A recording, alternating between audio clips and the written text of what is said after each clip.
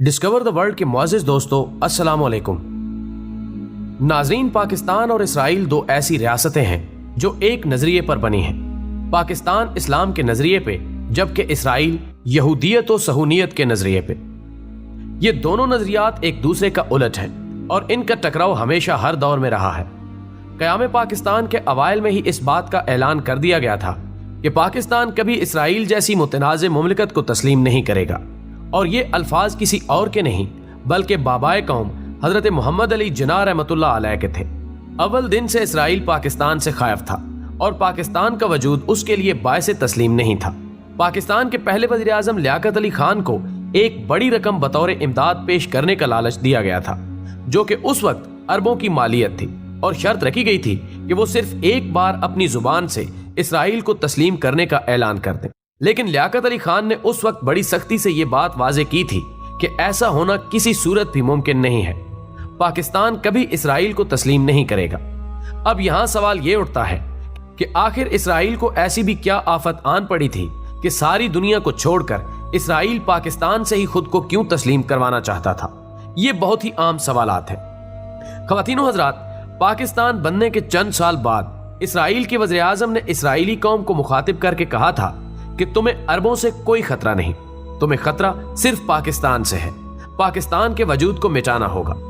यहां सोचने की बात यह है कि आखिर उस वक्त एक गरीब और परेशानियों और मसाइल से घिरे लुटे पटे एक मुल्क से किसी को क्या खतरा हो सकता था।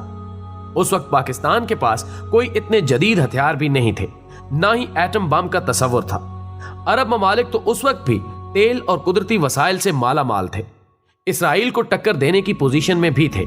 लेकिन इसराइल की कमाल चालाकी से उनकी हुक्मरानी में अयाशी और फहाशी का ऐसा जहर सिरायत कराया कि वो इसराइल के खिलाफ बोलना भी बकवास समझने लगे। उन्हें यहूदी और बैरूनी कंपनियों और सरमायाकारी के जरिए दौलत की रेल पेल में लगा दिया गया कि जहां अब उन्हें इन चीजों से दूरी मौत से कम नहीं लगती। पाकिस्तान को हर तरह से लालच देने के बाद 1965 में इंडो पाक खून रेज जंग छेड़ी गई, जहां इसराइल ने इंडिया की हर तरह से मदद की। लेकिन अल्हम्दुलिल्लाह मुजाहिदीन वतन ने दुश्मनों को मार भगाया। इसराइल ने हर फोरम पे खामोशी से ही सही लेकिन पाकिस्तान की मुखालफत की। हमारे मुल्क के गद्दार सियासतदान तो शायद दहाइयां पहले ही इसराइली माल के लिए अपना मुल्क को धर्म बेच देते, लेकिन इस कौम की तरफ से आने वाले रद्द अमल और पाक फौज की तरफ से सख्त मुखालफत का डर हमेशा उन्हें इस कदम से रोकता रहा। हमारे सियासतदानों ने मुल्क को इसराइली और उसके दजाली इदारों का मोहताज करने में कोई कसर बाकी न रखी।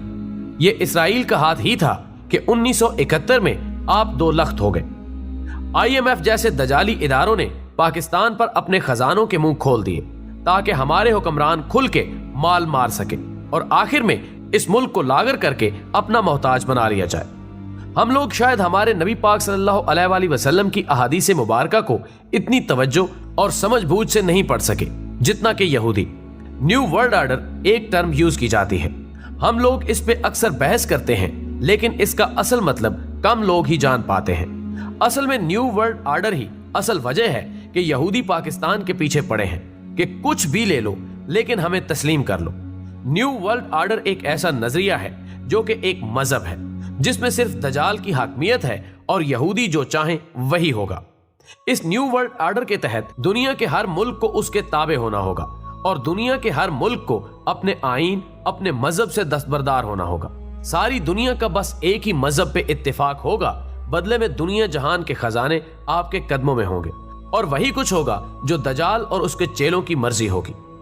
अब सवाल यह है कि पाकिस्तान के लिए इसराइल को तस्लीम करना क्यों नामुमकिन है। तो दोस्तों, इसराइल की रियासत वो रियासत है जिससे हमारे नबी आखिरुज़्ज़मां हजरत मोहम्मद सल्लल्लाहु अलैहि वसल्लम की अहादीस मुबारका की रोशनी में मुसलमानों की आखिरी जंग होगी। इस जंग के लिए वो मुजाहिदीन, वो फौजें जाएंगी जो मशरिक से हिंदुस्तान को फतह कर चुकी होंगी। यहाँ से ये फौजें हजरत ईसा अलैहिस्सलाम की मदद के लिए रवाना होंगी। हदीस पाक का मफहूम कुछ इस तरह से है कि उनके पास बेहतरीन हथियार होंगे और उनके शहसवारों की भी तारीफ फरमाई गई है। मशरिक में बेहतरीन हथियारों और बेहतरीन अफवाज वाला मुसलमान मुल्क कौन सा है बताने की जरूरत नहीं है। शाह सवार से मेरे नाकिस इल्म के मुताबिक शायद नबी दो जहां हजरत मोहम्मद सल्लल्लाहु अलैहि वसल्लम का इशारा पायलट्स और जहाजों की तरफ और या फिर मुसलमानों के जेर इस्तेमाल टैंकों, मिसाइलों या गाड़ियों के मुतल्लिक हो सकता है। वल्लाह इल्म। आपने फरमाया कि मुझे मशरिक से ठंडी हवाएं आती हैं। दोस्तों, मशरिक में कौन सा मुल्क इस्लाम के नाम और अल्लाह के नबी हजरत मोहम्मद सल्लल्लाहु अलैहि वसल्लम की दुआ से वजूद में आया, या किन किन हस्तियों ने इस मुल्क के कयाम में किरदार अदा किया, ये भी बताने की जरूरत नहीं है। अगर मान के चलें कि पाकिस्तान इसराइल को बतौर रियासत तस्लीम कर लेता है, तो फिर आखिर झगड़ा किस बात का है? क्या हमारे मुक्तदर हलकों में बैठे लोग नहीं जानते कि हर साजिश के पीछे कौन है? फिर हमें इतनी जंगें करने और 17 साल अमेरिका को अफगानिस्तान में बर्दाश्त करने की क्या जरूरत थी? हमें एटम बम बनाने की क्या जरूरत थी? फिर क्या जरूरत थी हमें मुकद्दस मकामात की हिफाजत की कसम लेने की? क्या जरूरत थी इतनी फौज की? ये सारी दुनिया तितर बितर हो जाएगी।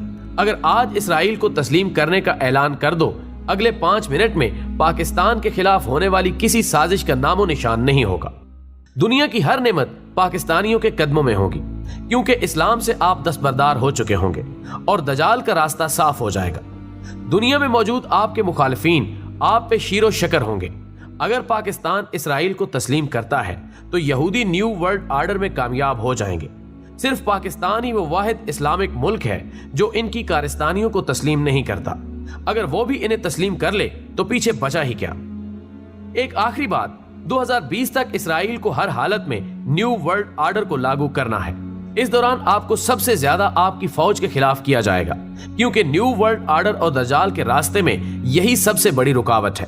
यही वो मुल्क यानी पाकिस्तान है जो अक़वाम मुत्तहिदा में इसराइल की मुखालफत में करारदाद पेश करता है और इसराइल को आंख दिखाता है। इसलिए दोस्तों, चंद एक गदारों के सबब मुल्क से मायूस मत होना।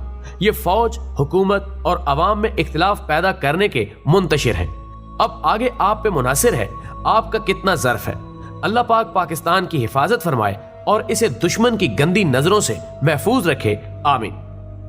वीडियो पसंद आने की सूरत में इसे ज्यादा से ज्यादा लाइक करके हमारी हौसला अफजाई करें और दुश्मन के इरादों को बेनकाब करने के लिए इस वीडियो को ज्यादा से ज्यादा फेसबुक और व्हाट्सएप पर शेयर करने में हमारा साथ दें। हमारी अगली वीडियो आने तक अपना, दोस्तों और गिरदो नवा के तमाम लोगों का बहुत सारा ख्याल रखें। अल्लाह हाफिज।